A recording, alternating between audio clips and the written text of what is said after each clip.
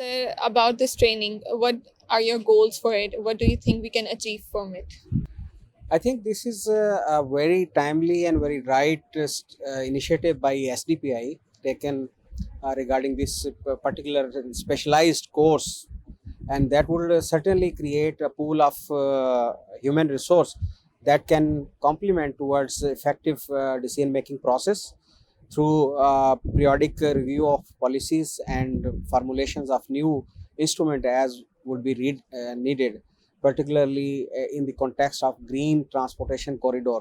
Since transportation segment, many parts of it, particularly the maritime segment, is the neglected part. What I consider and what is the available data is saying. What do you think that this green transportation corridor under CPEC can lead us in the future? If we carry the flag for the greener technology or the for greener practices or the greener corridors, this is the one in the overall segments towards the climate mitigation response strategies for the country. In the past, we have very good example like billion tree tsunamis in the forestry sector. We have very good initiative in transport sector. This would be a kind of very good initiative at the national level if the government takes its ownership, and SDPI has intervened at the right time, and this would ultimately would be helping in ensuring or in materializing some new technologies that would be low emission technologies, particularly in transportation sector. If you take into account our transportation sector, this big sector, and big contribution in terms of greenhouse gas emissions. If you talk about its part, maritime segment is underreported segment. Totally, we recently today I shared results of a recently concluded study, and anticipated projected emissions in by 2020 by 2035 or 2040, if the progress on the CPEC projects and the Gawadar uh, uh, is on the right track, then there would be 5 to 6 or 7 times more GHG emissions. And currently, it's 5% of the what we have calculated of the transportation sector. But in future to come, it would be likely to go, because considering PNSC share is 10%, we are striving to is at national security dynamics vis-a-vis the national economic security is concerned, the slogs are concerned, and also the various segment.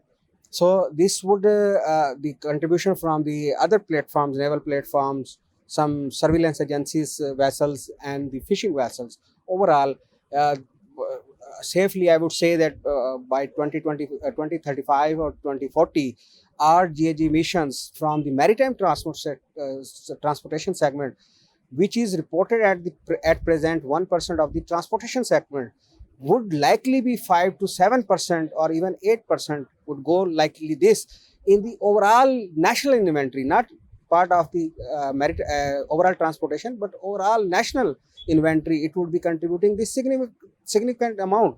So for that, we need serious measures towards greener technologies, alternate fuels options. We can go some alternate fuels, particularly for the shipping vessels, merchant fleets, and also in years to come, the new fleet we would be inducting. We should first decide that we will be inducting with the alternate fuel technologies already inbuilt into them. There are some energy efficiencies measures or the technologies already built in. Then we have alarming segment, or the important segment is the maritime vessels, other than the merchant shipping fleet like fishing and harbor and other crafts. So that's a big number. What we have calculated, they are contributing about more than 70% in the overall emissions. So, and they are using the outdated technologies. They are more and more actions are needed more and more for them.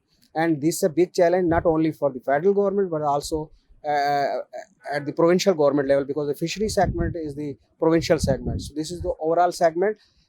If we talk about the overall governance scenario, we have rules and regulations in place. There is a need to implement them, and there is a need to shift onto the renewable options, alternate energies, and greener technologies.